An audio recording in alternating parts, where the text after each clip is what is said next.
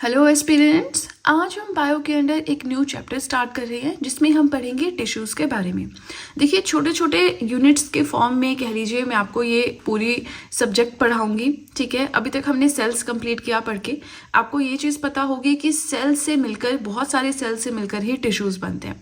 तो ये जो नेक्स्ट चैप्टर हमारा है, इसमें हमें animal tissues and plant tissues के बारे में पढ़ना है। आज का वीडियो जस्ट एक इंट्रोडक्टरी वीडियो है, एक बेस क्रिएट करेगा कि हमें इस पूरे चैप्टर में क्या पढ़ना है एंड थोड़ा सा समझाऊंगी कि बेसिक्स क्या है, टिश्यूज में क्या क्या चीजें आती हैं। ठीक है, तो बहुत लंबी कोई वीडियो नहीं होने वाली है। आपसे बस इतनी सी रिक्वेस्ट है, वीडियो के साथ में नोट्स बनाएं, बहुत इंपॉर्टेंट आपके लिए ये नोट्स प्रूव होंगे। यहाँ मैंने आपको एक चीज़ समझाई थी कि जैसे ईंटों से मिलकर बहुत बड़ी बिल्डिंग बनती है, वैसे ही छोटे छोटे सेल से मिलकर इंसान का शरीर बनता है। तो जो अहमियत एक बहुत बड़ी बिल्डिंग में एक छोटी सी ईंट की है, वही अहमियत मानव शरीर में एक छोटी सी सेल की है। ठीक है ना। अब यहाँ पे डिफाइन किया है कि एक टिश्यू क्या होता है। एक टिश्यू जो है बहुत सारे सेल से मिलकर बना होता है, ग्रुप होता है सेल्स का, that are structurally equal and carry out a specific function. जो स्ट्रक्चर में सेम होते हैं वो सारे सेल्स मिलकर एक टिश्यू बना देते हैं और उस टिश्यू का एक स्पेसिफिक फंक्शन होता है। ये जो टर्म है टिश्यू, ये किसने दी, किसने कॉइन की। वैसे ही हमने पढ़ा था कि ये जो टर्म है सेल, ये किसने कॉइन किया। तो आप मुझे कमेंट सेक्शन में बताएंगे।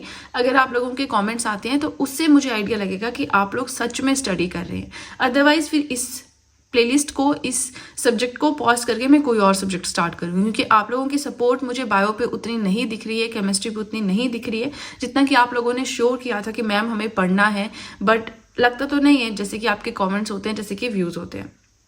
ठीक है ना। तो थोड़ा अगर आप सपोर्ट करेंगे ना तो मुझे भी मोटिवेशन आती है काम करने की, लेकिन अगर आप लोगों की सपोर्ट नहीं होती है तो मोटिवेशन ऑटोमेटिकली डाउन हो जाती है। ये चीज़ नहीं होनी चाहिए। ठीक है ना। नाउ चलिए, सेल के टर्म किसने कॉइन की है आप मुझे बताएंगे। फिलहाल टिश्यू जो है, ये टर्म कॉइन करने का मतलब होता है कि ये टर्म किसने दी है। ये टर्म एन ग्रीव ने दी है। ठीक है। अब बहुत सारे सेल्स मिलकर टिश्यूज बनाते हैं, बहुत सारे टिश्यूज मिलकर ऑर्गन्स बनाते हैं। ठीक है। अब बायो की वो ब्रांच जो सिर्फ टिश्यूज की स्टडी के साथ डील करती है, उसे हम हिस्टोलॉजी कहते हैं। जैसे कि मैंने आपको पढ़ाया था, बायोलॉजी की वो ब्रांच जो सेल्स की स्टडी के साथ डील करती है इज नोन एज साइटोलॉजी। वैसे ही branch of biology that deals with the study of tissues is called histology. ठीक है ना। चलिए, बेसिक हमने पढ़ लिया। अब आगे चलते हैं, टिश्यूज़ के बारे में देखते हैं कि ये टिश्यूज़ क्या होते हैं, कितनी तरह के होते हैं। इसी के साथ आपको थोड़ा सा इन्फॉर्म करना चाहूँगी कि आप चाहें तो मुझे इंस्टाग्राम पे फॉलो कर सकते हैं, आप चाहें तो मुझे टेलीग्राम अकाउंट पे ज्वाइन कर सकते हैं। दोनों का ही लिंक मैंने डिस्क्रिप्शन बॉक्स में दिया हुआ है। ठीक है ना। नाउ टिश्यूज़ की बात करें, हमने इस चैप्टर में पढ़ने हैं दो तरह के tissues, plant tissues and animal tissues. Plant tissues मैंने इसलिए हाईलाइट किया है क्योंकि पहले हमें ये पढ़ना है, बहुत डिटेल में हमें नहीं पढ़ना है, बट जहाँ से क्वेश्चन बन सकता है वो चीज़ें हम पढ़ेंगे। Okay, so plant tissues and animal tissues, ये हमारा मेन कंटेंट रहेगा इस यूनिट का। प्लांट टिश्यूज़ दो तरह के होते हैं। ठीक है, यहाँ पे आप देख सकते हैं meristematic tissues and permanent tissues. ठीक है। एनिमल टिश्यूज़ ये मैं आपको पढ़ाऊंगी जब हम एनिमल टिश्यूज़ को पिकअप करेंगे। फिलहाल नेक्स्ट वीडियो में प्लांट टिश्यूज़ पढ़ना है तो हम उसी पे फोकस कर रहे हैं। अब ये जो मेरिस्टेमेटिक टिश्यूज़ होते हैं, ये तीन तरह के हैं, एपिकल मेरिस्टेम, फिर lateral meristem and intercalary meristem. जो परमानेंट टिश्यूज़ होते हैं इन्हें मैच्योर टिश्यूज़ भी बोलते हैं। ये भी दो तरह के होते हैं, simple tissues and complex tissues. Simple tissues वो होते हैं जो एक ही तरह की सेल से मिलकर बने होते हैं। कॉम्प्लेक्स टिश्यूज़ वो होते हैं जो बहुत सारे सेल्स, अलग अलग तरह के सेल्स से मिलकर बने होते हैं। अब सिंपल टिश्यूज़ में आपका आ जाता है पेरेन्काइमा, कोलेनकाइमा एंड स्क्लेरेन्काइमा, और कॉम्प्लेक्स टिश्यूज़ में आता है एक्साइलम एंड फ्लोम। ठीक है ना। तो ये सारी चीज़ें हम पढ़ेंगे, कौन सा वाटर डिस्ट्रीब्यूशन में हेल्प करता है, कौन सा आपका मिनरल्स या फूड डिस्ट्रीब्यूशन में हेल्प करता है। इस तरह से यहाँ पे आता है कि प्लांट की जो लेंथ है वो किसकी वजह से बढ़ती है, कौन से टिश्यू की वजह से प्लांट चौड़ा होता है, किसकी वजह से उसके नोड्स की ग्रोथ होती है। तो ये सारी चीज़ें हम पढ़ेंगे बहुत ही अच्छे से, लेकिन उसके लिए आपको मेरे साथ कनेक्टेड रहना होगा। ठीक है ना।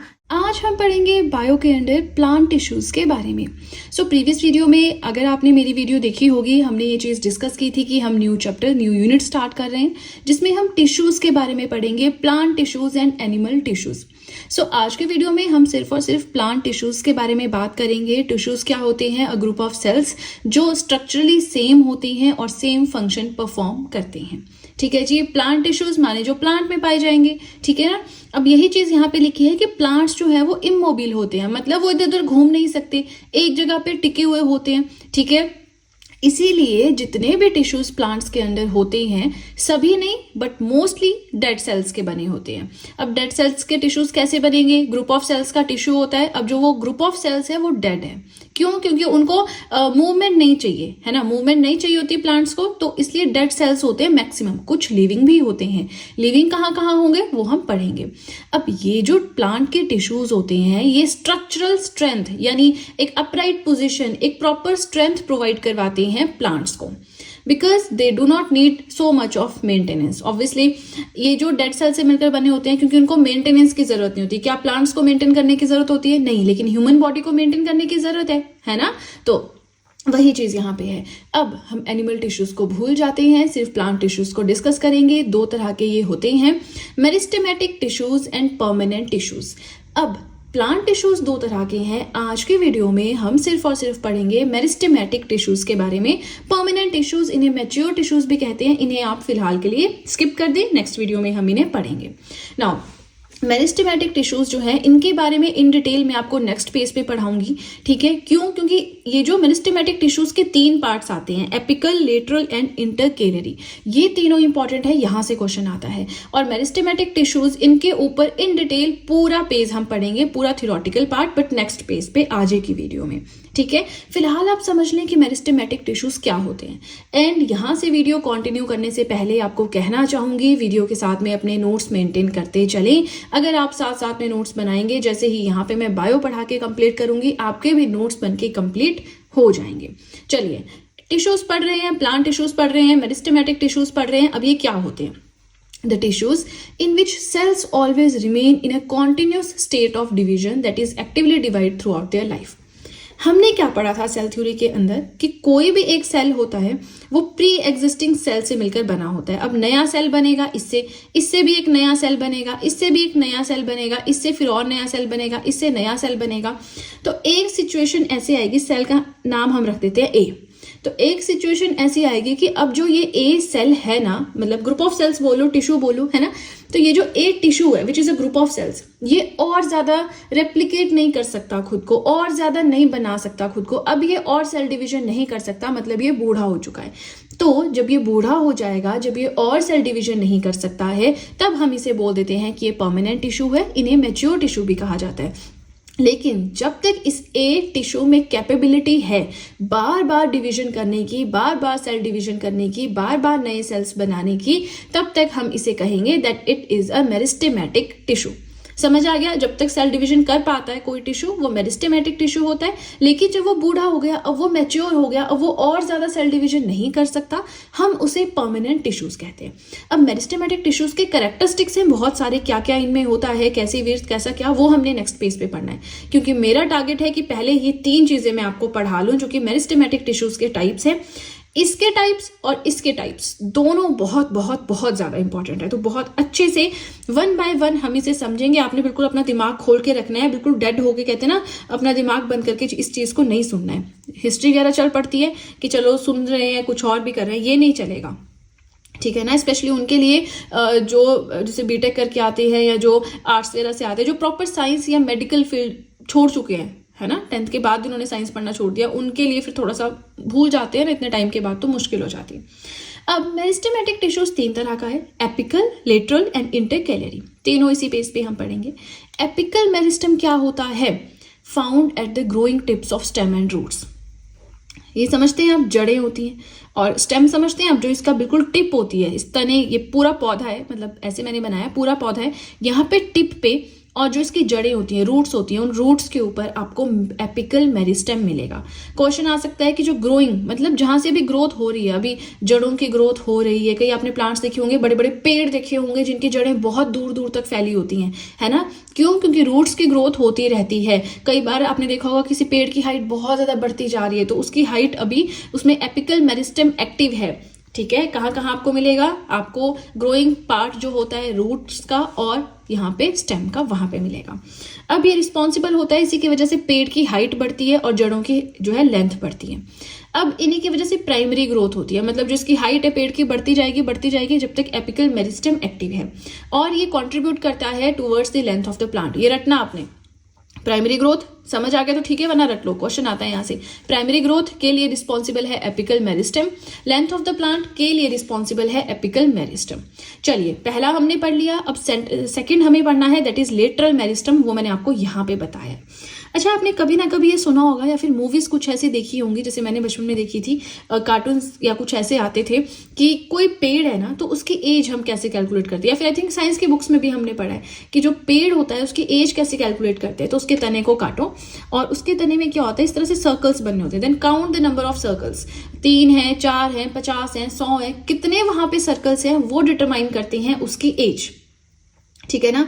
तो ये जो विड्थ होती है, प्लांट का तना आपने काट दिया, किसी ट्री का तना आपने काट दिया, बीच में जो उसकी आपको ये पार्ट कटा हुआ दिखता है, ये कितना चौड़ा है, ये इसकी जो चौड़ाई है ये आती है लेटरल मेरिस्टेम की वजह से। नाउ याद रखना है, lateral meristem tissue is responsible for secondary growth. ये प्लांट्स की थिकनेस यानी चौड़ाई को बढ़ाती है, प्लांट इस तरह से चौड़ा हो रहा है दूर तक तो उसको बढ़ाती है।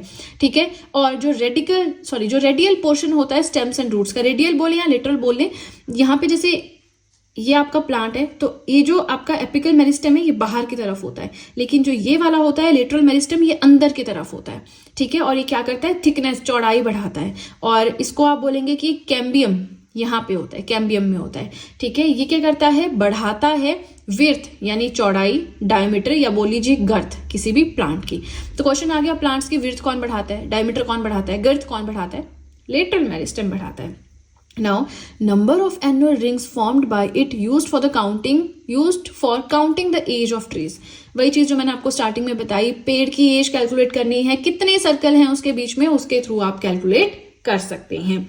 नाउ लेटरल मेरिस्टेम भी हो गया। अब थर्ड हमारा आता है इंटरकैलरी मेरिस्टेम। अब ये इंटरकैलरी मेरिस्टेम क्या होता है, ये आपको इंटरनोड्स पे मिलेगा। अच्छा, ये इंटरनोड्स क्या होते हैं, जब यही नहीं पता तो कैसे समझ आएगा।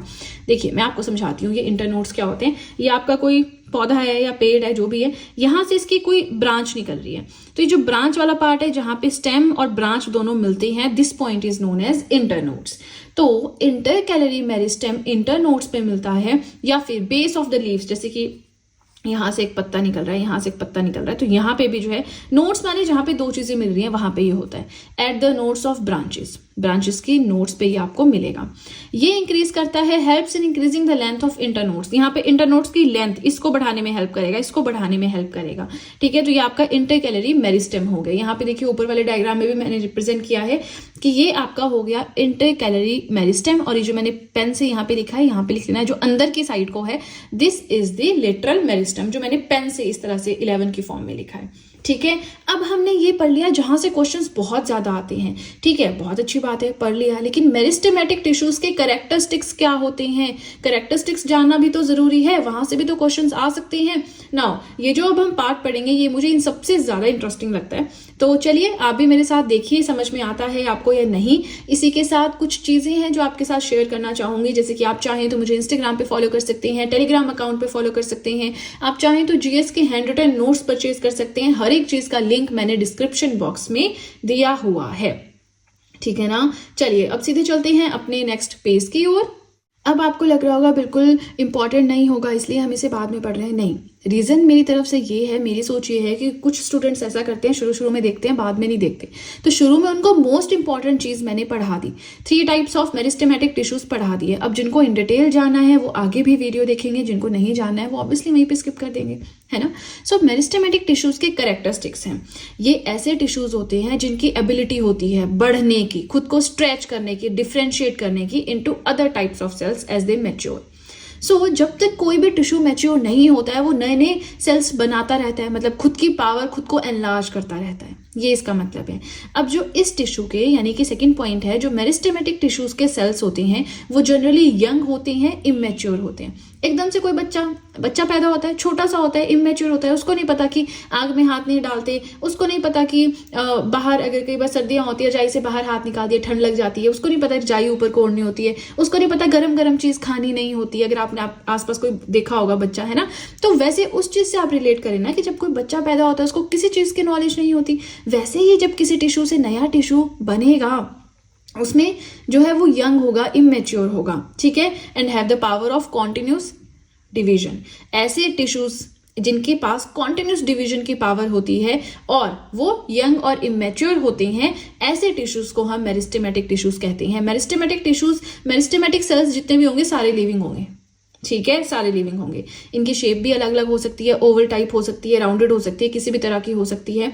इनमें बहुत बड़ा न्यूक्लियस होता है लेकिन कोई वैक्यूल्स नहीं होते। अच्छा, वैक्यूल्स को मैंने क्या कहा था? डस्टबिन ऑफ द सेल कहा था। क्यों कहा था? प्रोटीन्स है, शुगर्स है, जो भी एक्स्ट्रा चीजें हैं सबको ये स्टोर कर लेता है, इसलिए डस्टबिन ऑफ द सेल हो गया, ठीक है। अब vacuoles parts of the cells में मैंने पढ़ाया, प्रीवियस यूनिट में पढ़ाया है, kitchen of the cell, power house of the cell, और क्लोरोप्लास्ट को कहते हैं, ब्रेन ऑफ द सेल किसे कहते हैं, energy currency of the cell किसे कहते हैं, बहुत सारी चीजें हमने ऐसी पढ़ी हैं, ठीक है। नहीं आपने वीडियो देखी है, मेरे यूट्यूब चैनल पे जाके बायोलॉजी हैंड रिटन नोट्स की प्लेलिस्ट चेक कीजिएगा। हर एक कंसेप्ट मैंने आपको लाइन बाय लाइन यानी एक क्रोनोलॉजी में हर एक टॉपिक पढ़ाया है, ठीक है। चलिए हम थोड़ा भटक गए। तो मेरिस्टेमेटिक टिश्यूज का बहुत बड़ा न्यूक्लियस होता है और कोई वैक्यूल नहीं होता है। Intercellular space between cells is absent. दो सेल्स हैं, उनके बीच में स्पेस कोई नहीं होता है, ठीक है। ये सेल्स बहुत छोटे होते हैं साइज में, लेकिन सेल डिवीजन की कैपेसिटी इनकी बहुत ज्यादा होती है। इमेच्योर सेल से मिलकर बने होते हैं। अब जो देखिए इसमें कुछ कुछ चीजें हैं ना जो बड़ी इंपॉर्टेंट है। अब जैसे कि जो मेरिस्टेमेटिक टिश्यूज होते हैं, इनकी जो सेल वॉल्स होती हैं, पहली बात बहुत पतली होती है, दूसरी बात ये कि वो सेल्यूलोज से मिलकर बनी होती है। यही यहाँ से क्वेश्चंस उठाते हैं एग्जामिनर, तो एक एक चीज पढ़नी पड़ेगी ना हमें। जो मेरिस्टेमेटिक टिश्यूज के सेल्स होते हैं क्लियर होते हैं और उनमें डेंस यानी घना प्रोटोप्लाज्म होता है। जैसे एक दूध का गिलास ले लो, एक शहद ले लो, ठीक है, तो घना कौन सा है? शहद है ना, तो बस वैसा लिक्विड प्रोटोप्लाज्म इनमें होता है। टिश्यूज जो है मेनली स्पेसिफिक रीजन्स जो होते हैं प्लांट्स के वहां पे होते हैं। ऐसे नहीं पूरे पेड़ में आपको मेरिस्टेमेटिक टिश्यूज मिलेंगे, नहीं, आपको स्टेम की टिप पे मिलेंगे, आपको रूट्स में मिलेंगे, आपको कैम्बियम में मिलेंगे, आपको इंटरनोड्स में मिलेंगे, इसके अलावा कहीं आपको ये टिश्यूज नहीं मिलेंगे, ठीक है। अब इनके टिश्यूज जो होते हैं, टिश्यूज के जो सेल्स होते हैं, बहुत सारे सेल्स से मिलकर टिश्यूज बनते हैं ना। टिश्यू होता क्या है? Group of cells. तो जहां मैं सेल बोल रही हूँ, जहां टिश्यू बोल रही हूँ, आपको कंफ्यूजन होना ही नहीं चाहिए, राइट। अब टिश्यूज के जो सेल्स होते हैं बहुत एक्टिव होते हैं, लिविंग है ना तो एक्टिव तो होंगे ही। ये रिस्पॉन्सिबल होते हैं for the growth of plants, चाहे उसकी चौड़ाई बढ़ा रहे हैं, चाहे उसकी लेंथ बढ़ा रहे हैं, बट उसके लिए रिस्पॉन्सिबल हैं। और मेरिस्टेमेटिक टिश्यूज को डिवाइडिंग एंड टेम्परेरी टिश्यूज भी कहते हैं। बहुत इंपॉर्टेंट चीज थी, फटाफट से मैंने पढ़ा दी कि आपका टाइम ज्यादा ना जाए। छोटा सा ब्लॉक मैंने यहाँ पे बनाया है जिससे हम ये समझ सकते हैं कि ये जो 3 तरह के हमने मेरिस्टेमेटिक टिश्यूज पढ़े, इनका क्या क्या काम है। एपिकल मेरिस्टेम क्या करता है? स्टेम्स की एंड रूट्स की ग्रोथ करता है, यानी हाइट बढ़ाता है। लेटरल मेरिस्टेम क्या करता है? थिकनेस, चौड़ाई, गर्थ बढ़ाता है प्लांट्स की। इंटरकैलरी मेरिस्टेम क्या करता है? इंटरनोड्स की लेंथ बढ़ाता है, ठीक है ना। आज हम पढ़ेंगे प्लांट टिश्यूज के बारे में। तो देखिए ये सब हम प्रीवियस वीडियो में पढ़ चुके हैं। आज उसमें आपको ये बताना चाहती हूँ कि इन डिटेल हमें कौन सा टॉपिक पढ़ना है।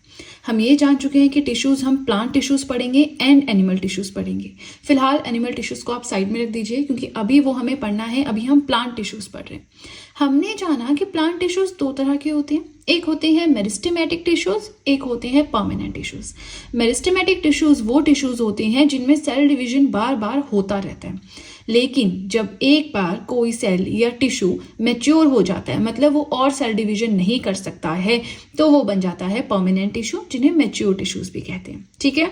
यानी कोई सेल अगर सेल डिवीजन कर पा रहा है मतलब वो मेरिस्टेमेटिक टिश्यूज के अंडर आता है, लेकिन अगर वो अब सेल डिवीजन नहीं कर सकता वो परमानेंट टिश्यूज होते हैं। ये हमने ऑलरेडी डिस्कस कर लिया है। फिर हमने जाना कि मेरिस्टेमेटिक टिश्यूज 3 तरह के होते हैं, apical meristem, lateral meristem and intercalary meristem. अब ये तीनों चीजें क्या हैं, कहाँ कहाँ पे अवेलेबल होती हैं, इसकी वजह से लेंथ बढ़ती है, इसकी वजह से चौड़ाई बढ़ती है प्लांट की, इसकी वजह से इंटरनोड्स की लेंथ बढ़ती है, ये सब हमने पढ़ लिया है। मेरिस्टेमेटिक टिश्यूज के कैरेक्टरिस्टिक्स हमने पढ़ लिए हैं। तो आज हमें क्या पढ़ना है? आज के वीडियो में हम डिस्कस करेंगे परमानेंट टिश्यूज के बारे में, जिन्हें मैच्योर टिश्यूज भी कहते हैं, जो कि 2 तरह के होते हैं, simple tissues and complex tissues. तो ये एक छोटा सा डायग्राम है, डायग्रामेटिकली मैंने रिप्रेजेंट किया था कि पूरी वीडियो में हम पढ़ेंगे क्या, पूरे यूनिट में हम पढ़ेंगे क्या, ठीक है। सो आज हमें पढ़ना है ये वाला पार्ट सारा। राइट। आई होप मैं जो पढ़ा रही हूँ आपको समझ में आ रहा है, जो मैंने अभी डायरेक्शंस दी कि हमें क्या पढ़ना है, आपको कंसेप्ट समझ में आ गया। तो चलिए अब सीधे चलते हैं अपने मेन कंटेंट की ओर। परमानेंट प्लांट टिश्यूज, जिन्हें कि मैच्योर टिश्यूज भी कहते हैं। अब ये टिश्यूज जो है, हम आपको ये समझ में है कि टिश्यूज क्या होते हैं, ग्रुप ऑफ सेल्स, है ना। तो ये जो टिश्यूज होते हैं जो कि परमानेंट टिश्यूज होते हैं, ये मैच्योर सेल से मिलकर बने होते हैं, जिन्होंने खो दी है अपनी ability of cell division. Cell को फर्दर डिवाइड करने की एबिलिटी उन्होंने खो दी है। ऐसे मैच्योर सेल्स का ग्रुप कहलाता है परमानेंट टिश्यूज। ठीक है, they are formed as a result of division. अब कभी ना कभी देखिए, ये सेल है, मान लीजिए इसका नाम ए है, इसने 2 सेल्स बनाए, आगे 2 सेल्स बनाए, लेकिन ये इसको भी तो किसी सेल ने बनाया है ना। ठीक है, तो वही चीज है कि जो परमानेंट टिश्यूज होते हैं ये रिजल्ट होते हैं डिवीजन का। कभी ना कभी किसी और सेल ने डिवाइड किया, डिवीजन किया, तभी ये बने। तो वही चीज यहाँ पे लिखी हुई है। ठीक है, अब ये जो टिश्यूज होते हैं परमानेंट टिश्यूज, ये मेरिस्टेमेटिक टिश्यूज से ही ओरिजिनेट होते हैं। ऑब्वियसली एक सेल है वो बार बार डिवीजन कर रहा है, लेकिन एक टाइम पे आके मान लीजिए इसका नाम है एच नाम है सेल का, ये बार बार डिवीजन कर रहा है, तो ये मेरिस्टेमेटिक टिश्यू है। लेकिन एक टाइम पे आके इसकी एबिलिटी ऑफ सेल डिवीजन बिल्कुल खत्म हो गई, अब ये और सेल डिवीजन नहीं कर सकता।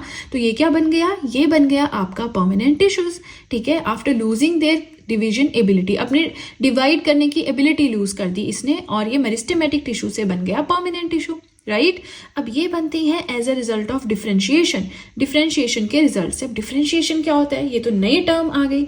So the process of taking a permanent shape, size and function. एक टाइम के बाद एक कहते हैं ना fix size, fix shape, fix काम इनका हो जाता है, तो उसके बाद से ये बन जाते हैं परमानेंट टिश्यूज। ये डेड भी हो सकते हैं, लिविंग भी हो सकते हैं। अब यहाँ पे जो मैंने बताया एक तरह से कैरेक्टरिस्टिक्स हैं। ठीक है, अब इसमें कोई चीज समझ नहीं आई मुझे कमेंट सेक्शन में बताएं, मैं वहीं पे आंसर दे दूंगी, क्योंकि ये बिल्कुल एक ही चीज है जो अलग अलग जगह तरह से लिखी हुई है।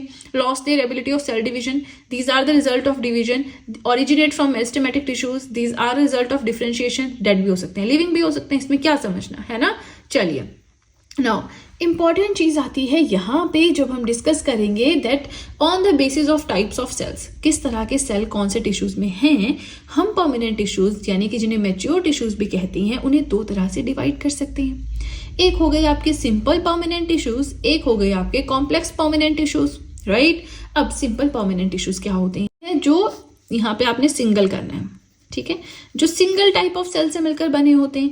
और कॉम्प्लेक्स परमानेंट टिश्यूज क्या होते हैं, जो एक से तरह अलग अलग तरह मतलब more than 1 type of cell से मिलकर बने होते हैं। ठीक है, नाउ हमें यहाँ पे क्या क्या पढ़ना है, अब ये भी आप थोड़ा सा देख लें। देखिए, इसको समझने की कोशिश कीजिएगा, वैसे लिखने पे आप जोर मत दीजिएगा, क्योंकि अगर आपको ये समझ में नहीं आया तो फिर याद कैसे करेंगे, है ना। तो सिंपल परमानेंट टिश्यूज आपके 3 तरह के होते हैं, parenchyma, collenchyma and sclerenchyma. Complex वाले जो होते हैं जाइलम एंड फ्लोएम 2 तरह के होते हैं। ठीक है, तो आई होप आपको समझ में आ रहा है। अब इनके फंक्शंस जानना जरूरी है, ये हमारा आज का इंपॉर्टेंट काम है। तो जो पैरेन्काइमा होता है ये फूड को स्टोर करता है। ठीक है, प्लांट्स को सपोर्ट प्रोवाइड करवाता है, बहुत सिंपल होता है, लिविंग सेल से मिलकर बना होता है। गैसियस एक्सचेंज जो होता है, ठीक है, हम क्या बोलते हैं, प्लांट्स कार्बन डाइऑक्साइड लेते हैं, ऑक्सीजन छोड़ते हैं, तो वो गैसियस एक्सचेंज जो है वो पैरेन्काइमा के थ्रू होता है, which is a simple permanent tissue. ठीक है, अब इनकी जो सेल वॉल है वो थिन होती है। सेल वॉल समझते हैं, ये आपका सेल है, इसके बाहर एक आउटर कवरिंग होती है। जो सेल वॉल क्या करती है, सेल को अपने सेल को जो आउटसाइड एनवायरनमेंट में जैसे भी चेंजेस हो जाएं, बहुत ड्रास्टिक चेंजेस भी हो जाएं, वो अंदर सेल को प्रोटेक्ट करती है। लेकिन यहाँ पे सेल वॉल थिक होती है, और इसके एग्जांपल्स है फ्रूट पल्प। कोई भी फ्रूट ले लो, उसका हम बोलते हैं ना गुद्दा होता है अंदर का, है ना, तो वो पैरेन्काइमा होता है। समझ में आ गया कैसे होता है, वो फूड को स्टोर कर रहे हैं। आप आम का एग्जाम्पल ले लो, हम कैसे करते हैं, आम को चूस के खाते हैं या काट के खाते हैं, 2 ही ऑप्शन है। तो जब काट के खाते हैं तो हम उसको दांत से जब खाते हैं तो उसकी एक लेयर होती है, आउटर लेयर, वो तो नहीं खाते, उसको साइड में प्लेट में रख देते हैं। तो जो चीज हमने खाई वो है पैरेन्काइमा, वो क्या कर रहा है, फूड, अच्छी चीज को स्टोर करता है। ठीक है ना, वो समझ लेना आपने। नेक्स्ट आता है कोलेनकाइमा, ये क्या करता है, ये प्लांट्स को बेंडिंग या फ्लेक्सिबिलिटी प्रोवाइड करवाता है। देखा है आपने, पेड़ होते हैं, उनकी ब्रांचेस इधर उधर को लटकी होती हैं, पत्ते होते हैं, आप कोई लीव लो, उसको आप तोड़ो मरोड़ोगे तो आपको लगेगा कितनी फ्लेक्सिबल पत्ता ये है ना। तो वो फ्लेक्सिबिलिटी प्लांट्स को कोलेनकाइमा प्रोवाइड करवाता है। लिविंग सेल से मिलकर बना होता है। ठीक है, और इसकी सेल वॉल यानी जो कॉर्नर्स में रहती है वो थिक होती है। थिक का मतलब इससे ज्यादा थिक होती है। ठीक है, और स्क्लेरेन्काइमा की सबसे गाढ़ी होती है। ये क्वेश्चन आ जाता है यहाँ से, तो ये आपने याद रखना है। कॉर्नर्स माने कि जो कॉर्नर वाला पार्ट होता है सेल का, यहाँ पे सेल वॉल बहुत ज्यादा थिक होती है। ठीक है। इसके एग्जांपल्स है ट्विग्स। अब ट्विग्स क्या होते हैं, चलिए ये भी देख लेते हैं। ये आपका कोई पेड़ है, ब्रांच है, यहाँ से पत्ते हैं, तो ये पत्ते जो है, ये ब्रांच जो है टेढ़ी मेढ़ी हो जाती है, ये पत्ते जो है आप इसको टेढ़ा मेढ़ा कर सकते हो। तो ये चीज क्या है, ये कॉलेनकाइमा की वजह से पॉसिबल है। नेक्स्ट आता है आपके पास स्क्लेरेनकाइमा। ये स्ट्रॉन्गनेस प्रोवाइड करवाता है और ये सिर्फ डेड सेल से मिलकर बना होता है। याद रखना, ये दो लिविंग सेल से मिलकर बने हैं, ये डेड सेल से मिलकर बने हैं। शुरू में ही हमने क्या पढ़ा था परमानेंट टिश्यूज में कि ये डेड सेल से भी बने हो सकते हैं, लिविंग सेल से भी बने हो सकते हैं। डेड सेल से कैसे बने हो सकते हैं, हमने शुरू में पढ़ा था जब हमने टिश्यूज स्टार्ट किया था कि जो प्लांट्स होते हैं ना वो इमोबाइल होते हैं, वो इधर उधर घूम नहीं सकते, एक ही जगह पे खड़े होते हैं, तो उनको जरूरत नहीं होती मेंटेनेंस की, उनके सेल्स को जरूरत नहीं होती है मेंटेनेंस की, इसलिए वो मोस्टली डेड सेल से मिलकर बने होते हैं। ठीक है।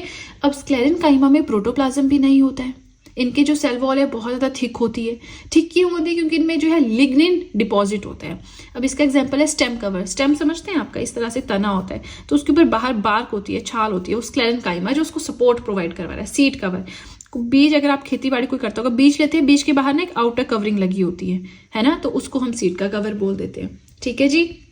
अब हम पढ़ते हैं कॉम्प्लेक्स परमानेंट टिश्यूज। ये जो क्वेश्चंस है ना आपके यहीं से आएंगे कि फ्लेक्सिबिलिटी कौन प्रोवाइड करवाता है, एक्साइलम है, स्क्लेरेनकाइमा है, पेरेन्काइमा, कॉलेनकाइमा। इस तरह से सिंपल पूछते हैं, क्योंकि ये ना थोड़ा सा जो बीएससी वगैरह करते हैं उनका आ जाता है, या फिर जो मतलब डॉक्टर की मतलब समझ रहे हैं आप, साइंस फील्ड में आगे स्टडी कर रहे हैं। हम तो जस्ट जनरल साइंस पढ़ रहे हैं, तो हमें सिर्फ एक टर्म क्या करती है वो पता होना चाहिए। नाउ कॉम्प्लेक्स परमानेंट टिश्यूज वो होते हैं जो अलग अलग तरह के सेल से मिलकर बने होते हैं, और हम यहाँ पे इन्हें डिवाइड करेंगे एक्साइलम और फ्लोएम में on the basis of kind of nutrition transported.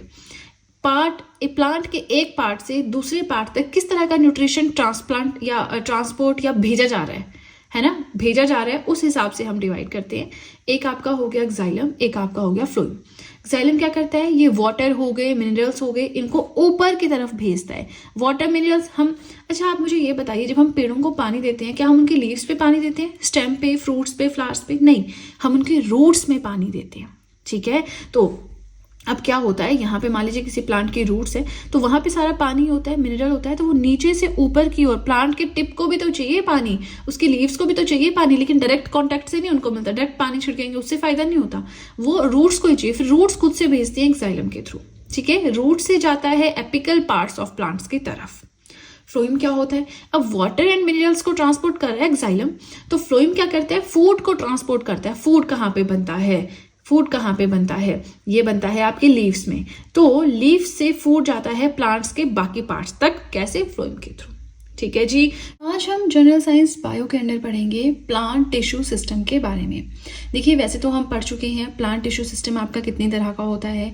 आपका मेरिस्टेमेटिक टिश्यूज होते हैं, आपके परमानेंट और मैच्योर टिश्यूज होते हैं, लेकिन एक और क्लासिफिकेशन है, ठीक है, जिसमें हम प्लांट टिश्यूज को 3 तरह से डिवाइड करते हैं।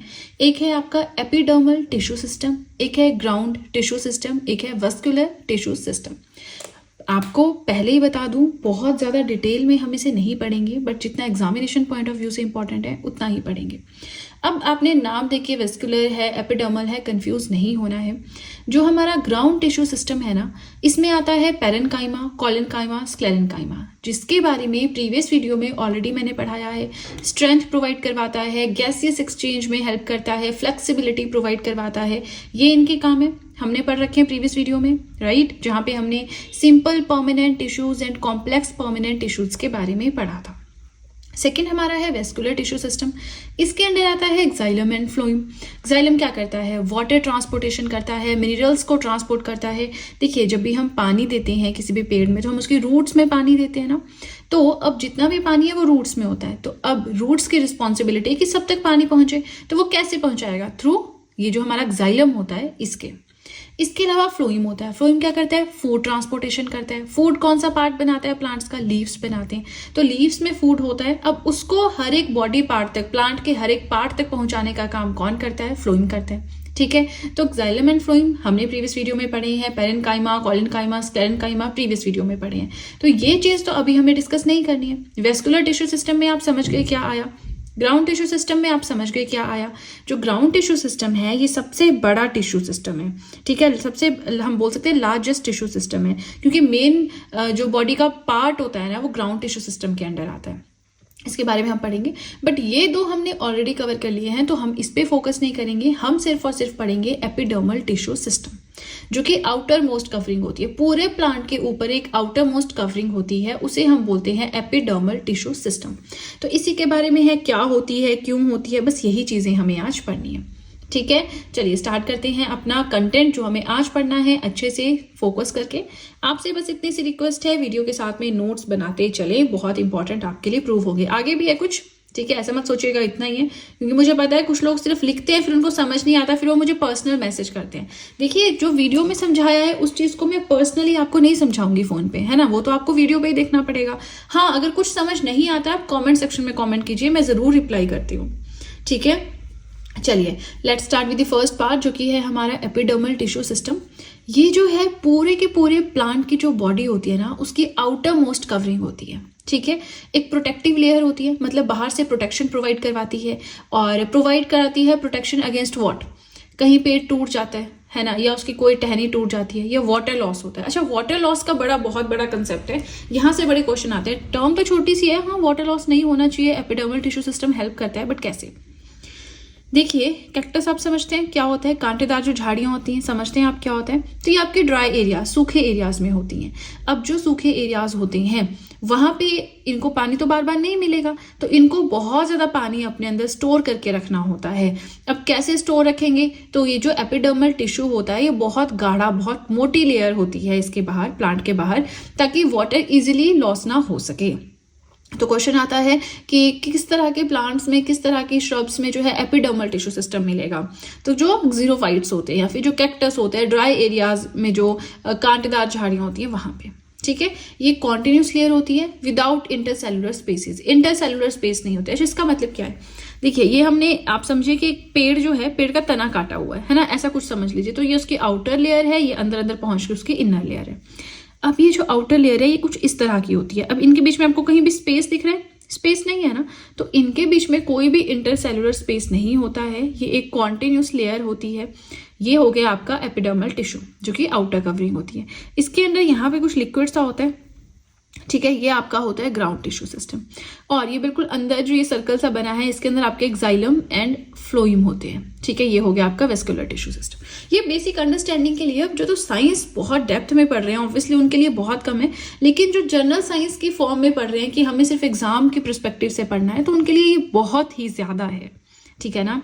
अब एक टर्म आती है क्यूटिकल। क्या होता है क्यूटिकल? तो ये एक वैक्सी सब्सटेंस होता है। वैक्सी आप समझते हैं, एक चिपचिपा सा हम जिसको बोल सकते हैं, है ना, चमकीला सा सब्सटेंस होता है, लीव्स के ऊपर पाया जाता है। अब आप कुछ पत्ते देखेंगे जो बहुत ऐसे लगते हैं शाइनी से हैं, शाइनी लेयर, ऐसा लगता है उन पे शाइनी लेयर एक बिछाई हुई है, वही शाइनी लेयर क्यूटिकल होता है। ठीक है, एक शाइनी अपीयरेंस प्रोवाइड करवाता है ये लीव्स को।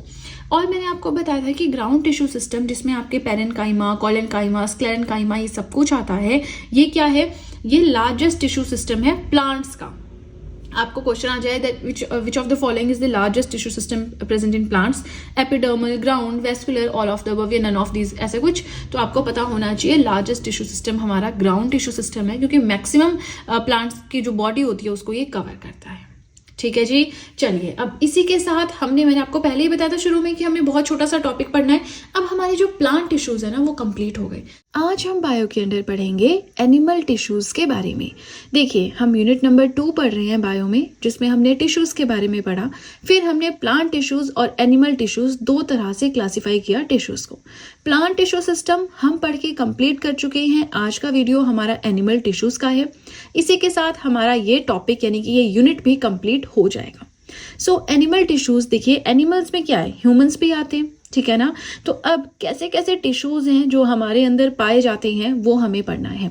स्क्रीन पे आपको दिख रहे होंगे 4 तरह के टिश्यूज पाए जाते हैं: epithelial tissue, connective tissue, muscular tissue and nervous tissue. अब जितने भी कॉम्प्लेक्स एनिमल्स होते हैं वो इन 4 तरह के टिश्यू से मिलकर बने होते हैं। ठीक है, नाम मैंने आपके सामने लिखे हैं। एक एक टिश्यू का हम मीनिंग समझेंगे, लेकिन मीनिंग समझने से पहले आप एक चीज समझें। हमने पढ़ा कि जो प्लांट्स होते हैं वो मोस्टली डेड सेल से मिलकर बने होते हैं। ऐसा नहीं, सभी, कुछ लिविंग सेल से भी मिलकर बने होते हैं, लेकिन मोस्टली डेड सेल से मिलकर बने होते हैं। क्यों? क्योंकि प्लांट्स इमोबाइल होते हैं, उन्होंने इधर उधर घूमना नहीं होता, वो स्टेशनरी होते हैं एक जगह पे। ठीक है, इसीलिए उनको सिर्फ सपोर्टिव टिश्यूज चाहिए, ऐसे टिश्यूज चाहिए जो उनको एक कहते हैं स्ट्रक्चर मेंटेन करने में सपोर्ट कर सके। लेकिन जो एनिमल्स होती हैं, ह्यूमंस है या और कोई एनिमल है, हम मूवमेंट करते रहते हैं, इधर से उधर जाते रहते हैं, इसलिए हमारे अंदर जो टिश्यूज होते हैं वो लोकोमोटरी टिश्यूज होते हैं। ये एक बेसिक सा डिफरेंस है plant tissues and animal tissues के बीच में। यहाँ पे देखिए चारों टिश्यूज का मैंने फंक्शन लिखा है, ये मैंने स्टार्टिंग में लिखा है, अभी शायद आपको समझ में ना आए, लेकिन जब हम हर एक टिश्यू को इंडिपेंडेंटली अच्छे से पढ़ लेंगे उसके बाद आपको ये समझ में आ जाएगा। हल्का सा रिविजन के लिए मैंने इस तरह से ये लिखे हैं। एपिथेलियल टिश्यू प्रोटेक्शन प्रोवाइड करवाता है, सिक्रेशन, एब्जॉर्प्शन, रिप्रोडक्शन में हेल्प करता है। अच्छा, इस पार्ट को चलिए हम बाद में पढ़ते हैं, ठीक है ना। पहले हम 1 बाय 1 टिश्यू समझ लेते हैं, उसके बाद हम इस पार्ट पे आएंगे। सबसे पहले हम बात करते हैं एपिथेलियल टिश्यूज के बारे में कि ये एपिथेलियल टिश्यूज क्या होते हैं। अब देखिए एपिथेलियल टिश्यूज क्या होते हैं, एक कवरिंग होती है, एक प्रोटेक्टिव टिश्यू होता है एनिमल्स की बॉडी के बाहर। अब इसका सबसे बेस्ट एग्जांपल है स्किन। हमारी जो स्किन है हमें प्रोटेक्शन प्रोवाइड करवाती है बाहर के एनवायरनमेंट से, ठीक है। इसे फर्स्ट लाइन ऑफ डिफेंस या फर्स्ट लाइन ऑफ प्रोटेक्शन भी कहा जाता है। इसी के साथ कुछ और एग्जांपल्स भी हैं, lining of the mouth, lining of the blood vessels, lung, alveoli, kidney, tubules. तो ये आपको वैसे ही थोड़ा सा नजर रखनी है, बाकी मेन आपको स्किन पे ध्यान रखना है। स्किन जो है हमारा एपिथेलियल टिश्यूज से मिलकर बना हुआ है। क्यों? क्योंकि बाहर के एनवायरनमेंट से हमें प्रोटेक्शन प्रोवाइड करवाता है, हमारी बॉडी के ऊपर आउटर मोस्ट कवरिंग है, ठीक है। और क्या फंक्शन है एपिथेलियल टिश्यूज का? तो जो इन्वेडिंग माइक्रो ऑर्गेनिजम्स होते हैं, ऐसे माइक्रो ऑर्गेनिजम्स जो हम पे आक्रमण कर सकते हैं, ऐसे ऑर्गेनिज्म से हमें प्रोटेक्ट करता है क्या? Epithelial tissue. साथ में कोई कहते हैं ना इंजरी माने चोट ना लग जाए हमारे इंटरनल ऑर्गन्स को, उससे बचाता है। फ्लूइड लॉस यानी ब्लड लॉस ना हो, उससे बचाता है, ठीक है। समझ में आ गया एपिथेलियल टिश्यू क्या करता है? एक तरह से आउटर मोस्ट कवरिंग होती है। अब देखिए हम जनरल साइंस पढ़ रहे हैं, एग्जामिनेशन पर्सपेक्टिव से पढ़ रहे हैं, तो कोई इससे ज्यादा डिटेल में नहीं पूछेगा आपसे, ठीक है ना। बाकी कई बार होता है कि हायर स्टैंडर्ड का पेपर आ जाता है तो फिर उसमें तो सभी ने नहीं पढ़ा होता, तो उसमें क्या ही कर सकते हैं। लेकिन आपको अपनी तैयारी ऐसे रखनी है, हर एक टॉपिक को टच करके रखना है, क्योंकि कई बार क्या होता है एक बहुत टफ टॉपिक है उसमें से बेसिक क्वेश्चन आ जाता है और वो बेसिक क्वेश्चन हम नहीं कर पाते ये सोच के अरे यार ये तो टॉपिक ही टफ है, हमें पढ़ना ही नहीं है ना। तो टिश्यूज में मुझे बहुत सारे ऐसे मैसेजेस आए कि थैंक यू मैम आप ये पढ़ा रहे हैं, पर्सनल ऐसे मैसेजेस आए कि ये हमें समझ ही नहीं आता था। वैसे इसमें समझने वाला ज़्यादा नहीं है, बट ऑब्वियसली अब जो लोग बिल्कुल ऐसे ना कि इंजीनियरिंग बैकग्राउंड से आ रहे हैं या फिर आर्ट्स बैकग्राउंड, जिन्होंने छोड़ ही दिया है ये सब फिजिक्स, केमिस्ट्री, बायो पढ़ना, उनको ये टफ हो जाता है, ठीक है ना। नाउ एपिथेलियल टिश्यू समझ में आ गया, आउटर मोस्ट कवरिंग प्रोवाइड करवाता है। नेक्स्ट आता है कि ये कनेक्टिव टिश्यूज क्या होते हैं। कनेक्टिव टिश्यूज माने एक कनेक्शन प्रोवाइड करवाएंगे, सबसे ज्यादा अबेंडेंट होते हैं, मतलब सबसे ज्यादा मात्रा में हमारे शरीर में मिलेंगे, वाइडली डिस्ट्रीब्यूटेड होते हैं, बॉडी के हर पार्ट में आपको मिल जाएंगे in the body of complex animals. Most abundant and widely distributed in the body of complex animals. Function क्या होता है कनेक्टिव टिश्यू का? ये लिंक करते हैं, मतलब लिंकेज प्रोवाइड करवाते हैं, सपोर्ट करते हैं जो बाकी ऑर्गन्स या टिश्यूज होते हैं बॉडी के, उनको। ये आपको कैसे समझ में आएगा? ब्लड को आप समझें, ब्लड हमारा कनेक्टिव टिश्यू है, यहाँ पे एग्जांपल भी दिया है, ब्लड है, उसमें प्लाज्मा है, ब्लड कॉर्पुसल्स है, प्लेटलेट्स है, ये सारी चीजें कनेक्टिव टिश्यूज में आती हैं। अब देखिए वैसे तो कनेक्टिव टिश्यूज के भी फर्दर पार्ट्स हैं, हमारे एपिथेलियल टिश्यूज के भी फर्दर टाइप्स हैं, लेकिन हमें इतना डेप्थ में नहीं पढ़ना है। बार बार ये चीज मैं इसलिए कह रही हूँ कि किसी को अगर इन डेप्थ पढ़ना है तो वो कोई नोट्स गूगल से या कोई और वीडियो देख सकते हैं, क्योंकि यहाँ बिल्कुल मैं जनरल साइंस जो लिखा होता है ना एग्जाम्स में, वो उस परस्पेक्टिव से पढ़ा रही हूँ। चलिए, अब ब्लड आपको हर जगह पे मिल जाएगा, हमारे पैरों में, हाथों में, बाजू में, हमारे फेस में, हमारी टांगों में, हमारे पेट में, हर जगह आपको ब्लड मिलेगा, है ना। तो ब्लड क्या है? वाइडली डिस्ट्रीब्यूटेड, यानी हर एक ऑर्गन में, हर एक बॉडी पार्ट में मिलने वाला एक कनेक्टिव टिश्यू है। जितने भी ऑर्गन्स होते हैं हमारी बॉडी के, उनको सपोर्ट करता है, कनेक्ट करता है। जो कनेक्टिव टिश्यूज के सेल्स होते हैं वो लूजली पैक्ड होते हैं और लिविंग होते हैं, लिविंग सेल्स होती हैं हमारे ब्लड में। और लूजली पैक्ड का मतलब है कि दूर दूर होते हैं। लिक्विड स्टेट पढ़ी थी हमने, केमिस्ट्री अगर आपने पढ़ा था, लिक्विड में क्या होता है? जो इंटरमॉलिक्यूलर स्पेस होता है पार्टिकल्स के बीच में, वो बहुत ज्यादा होता है, जिसकी वजह से वो इजीली मूव कर सकते हैं, ठीक है। और कनेक्टिव टिश्यू में सेकंड चीज है कि वो लिविंग होते हैं। ये मैंने आपको एग्जांपल इसलिए समझाया कि लूजली पैक्ड आप तभी समझ पाएंगे अगर आपने वहां पे समझ रखा है कि इंटरमॉलिक्यूलर स्पेस क्या होता है, ठीक है ना। चलिए, कनेक्टिव टिश्यूज भी हो गया, कनेक्शन प्रोवाइड करवाता है सभी ऑर्गन्स को। एपिथेलियल टिश्यू है, क्या करता है? Outer most covering, protection, injury से, इन्वेडिंग माइक्रो ऑर्गेनिज्म से, ये सारी चीजें प्रोवाइड करवाता है, ठीक है। अब यहाँ पे आप देख सकते हैं epithelial tissue and connective tissue, आपको समझ में आ जाएगा फंक्शन इनका। मस्कुलर टिश्यू, नर्वस टिश्यू, इनको एज इट इज लिख ले, फिर जैसे ही इनका यूज आएगा आगे आप नेक्स्ट पेज पे पढ़ लेंगे, उसके बाद आपको रिवीजन में हेल्प करेंगे, ठीक है, इसी के साथ हमारा फर्स्ट पेज हुआ कंप्लीट। कुछ चीज़ें हैं जो आपको इन्फॉर्म करना चाहूँगी। फर्स्ट ऑफ ऑल, नोट्स बनाने से कतराना नहीं है, ठीक है, लेजीनेस नहीं दिखानी है, नोट्स बना रहे हैं साथ साथ में। अभी हम सेकेंड यूनिट ही कर रहे हैं बायो का, अभी हमें पूरा बायो पढ़ना है, तो अगर आप इस टाइम पे भी नोट्स बनाना स्टार्ट कर देते हैं, बढ़िया से आपके नोट्स बन जाएंगे। अपने प्रीवियस ईयर क्वेश्चन पेपर्स देख के आप साइड में थोड़ा सा अपडेशन कर सकते हैं और बढ़िया से आपकी तैयारी हो जाएगी। चलिए, इसी के साथ yes, one important thing is कि जैसे कि आप लोग कहते हैं कि मैम आपके वीडियोस की नोटिफिकेशंस हमें नहीं आती हैं, तो उसके लिए नोटिफिकेशन बेल प्रेस करना होता है। नहीं आपने किया है कोई बात नहीं, तो आप मेरे यूट्यूब चैनल पे जाके देख सकते हैं, वो भी इसमें भी इशू है, तो आप टेलीग्राम अकाउंट मेरा ज्वाइन कर सकते हैं। जैसे ही कोई वीडियो मैं अपने यूट्यूब चैनल पर अपलोड करती हूँ, उसका लिंक मैं अपने टेलीग्राम अकाउंट पर शेयर कर देती हूँ, सो दैट हर एक नोटिफिकेशन आपको मेरे यूट्यूब की टेलीग्राम अकाउंट पे मिल जाए, ठीक है ना। चलिए, इसी के साथ फर्स्ट पेज हो गया हमारा एनिमल टिश्यूज का कंप्लीट। चलते हैं नेक्स्ट पेज की ओर। नेक्स्ट आता है कि मस्कुलर टिश्यू क्या होता है। तो मस्कुलर टिश्यू माने मसल्स से रिलेटेड है। मसल्स क्या करती है? मूवमेंट प्रोवाइड करवाती है। तो बस वही है, इसमें वही सारी कहानी लिखी हुई है। दैट मस्कुलर टिश्यूज जो है ऐसे सेल से मिलकर बना होता है जिन्हें हम मायोसाइट्स कहते हैं। और ये क्या करते हैं? एकदम से ये छोटे हो जाते हैं, एकदम से ये अपनी ओरिजिनल पोजीशन में चले जाते हैं, एकदम से ये इतना छोटा हो जाएगा सेल, एकदम से अपनी बड़ी पोजीशन पे चला जाएगा। तो इस तरह से मसल्स की फॉर्म में ये काम करते हैं, कभी छोटे कभी बड़े, ठीक है ना। फंक्शंस क्या है मस्कुलर टिश्यूज के? बोन्स, जो हमारी हड्डियां होती हैं, उन्हें सपोर्ट प्रोवाइड करवाते हैं। जो बाकी स्ट्रक्चर्स होती हैं उन्हें सपोर्ट प्रोवाइड करवाते हैं। जो हमारे बॉडी पार्ट्स है उनमें मूवमेंट प्रॉपर तरीके से हो पाती है। हमारे जो फेशियल एक्सप्रेशंस है, हम हंसते हैं, दुखी होते हैं, कई बार आंखें ऐसे छोटी कर लेते हैं, गुस्सा आ जाता है, कुछ भी होता है, तो हमारे जो फेशियल एक्सप्रेशंस है, हमारे जो जेस्चर्स है, जेस्चर्स क्या होते हैं? हमारी बॉडी मूवमेंट या हैंड्स की मूवमेंट हम बोलते हैं, वो भी मसल्स पे डिपेंडेंट होती है।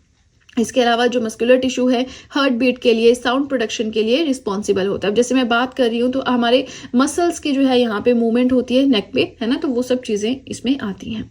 अब आपसे इतना पूछ लेंगे कि हार्ट बीट जब करता है तो उसमें कौन से टिश्यूज का कॉन्ट्रीब्यूशन होता है? मस्कुलर टिश्यूज का होता है, न्यूरल टिश्यूज का होता है, इस तरह से पूछ लेते हैं, ठीक है ना। अब नेक्स्ट हमें पढ़ना है कि न्यूरल टिश्यूज क्या होते हैं। देखिए, न्यूरल टिश्यूज माने कुछ नर्वस सिस्टम सा लग रहा है, तो बस वही चीजें यहाँ पे है। नर्वस सिस्टम, न्यूरॉन, न्यूरल सब सेम है। अब न्यूरल टिश्यूज क्या करते हैं? Conduct impulses for controlling and coordinating the body functions. हमारे पूरे बॉडी फंक्शंस को कंट्रोल करता है, कोऑर्डिनेट करता है, ठीक है। कौन सा बॉडी पार्ट कब कौन सा फंक्शन करेगा, पूरी कंट्रोलिंग हमारे दिमाग में होती है। तो जब बोलते हैं ना ब्रेन हेमरेज हो गया, अब उस बंदे को कुछ समझ नहीं आ रहा है, समझ कैसे आएगा? उसका नर्वस सिस्टम खराब हो गया है ना, वो कैसे कोऑर्डिनेट कर पाएगा सारे बॉडी फंक्शंस? तो वही चीज़ है। अब न्यूरल टिश्यू से मिलकर यहाँ पे सेंट्रल नर्वस सिस्टम है, पेरिफेरल नर्वस सिस्टम है, ऑटोमेटिक नर्वस सिस्टम है, ये सब कुछ बनाते हैं। अच्छा, चलिए, दिवाली का त्यौहार आ रहा है तो बहुत पटाखे साथ में चल रहे हैं। उन लोगों को मैं नहीं रोक सकती क्योंकि सुबह शाम दिन रात हर टाइम ये सब चलता है, तो ऑब्वियसली आपको थोड़ी डिस्टर्बेंस होगी। लेकिन अब मैं ऐसा टाइम भी सिलेक्ट नहीं कर सकती कि ये लोग पटाखे ना चलाएं, ये चीज़ आपको पता है होती ही है। तो थोड़ा सा कॉपरेट करें, और जो भी आवाज़ें अगर आपको आ रही है, अगर वीडियोस में रिकॉर्ड हो रही है, बिकॉज मुझे तो आ रही हैं, तो अगर इसमें रिकॉर्ड हो रही हैं तो प्लीज़ माफ़ करें, है ना, और आगे चलें। चलिए, न्यूरल टिश्यूज की बात कर रहे हैं। मेन फंक्शन क्या है कि हमारे जितने भी ऑर्गन्स हैं बॉडी के, वो वर्किंग कैसे करेंगे, अलग अलग रिक्वायरमेंट्स, अलग अलग काम है, वो कैसे फुलफिल करेंगे, वो है न्यूरल टिश्यूज का काम। उनको डायरेक्शन देना कि हाँ जी काम ऐसे करो। एक मैनेजर होता है ना कि आप जो है ये काम करो, अपने दूसरे टीम मेंबर को कहते हैं आप ये काम करो, तो वो काम यहाँ पे न्यूरल टिश्यूज का है। अब जैसे हमारा ब्रेन है, स्पाइनल कॉर्ड है, नर्व्स हैं, ये सारी नर्वस टिश्यू से मिलकर बनी होती हैं, ठीक है जी। अब देखिए, इसी के साथ हमारा आज का टॉपिक हो गया कंप्लीट, पूरा यूनिट भी कंप्लीट हो गया है। प्लांट टिश्यूज, एनिमल टिश्यूज बहुत अच्छे से हमने पढ़े हैं। तो अगर आपको कोई भी डाउट है, जस्ट लेट मी नो इन दी कमेंट सेक्शन। इसी के साथ वीडियो पसंद आए तो लाइक ज़रूर कीजिएगा, चैनल को ज़रूर सब्सक्राइब करें, बेल आइकन को प्रेस करें, सो दैट मैं जैसे कोई वीडियो अपलोड करूँ सबसे पहले नोटिफिकेशन आपके पास पहुँचे। प्लस जो भी आपके फ्रेंड्स हैं जो भी गवर्नमेंट एग्जाम्स के लिए प्रिपेयर कर रहे हैं, उनके साथ भी मेरे चैनल का लिंक ज़रूर शेयर करें, सो दैट इन हैंड रिटन नोट्स का उन्हें भी कुछ फ़ायदा हो सके। तो चलिए फ्रेंड्स, आज के लिए इतना ही। अब हम मिलेंगे नेक्स्ट वीडियो में। So that's it and see you soon.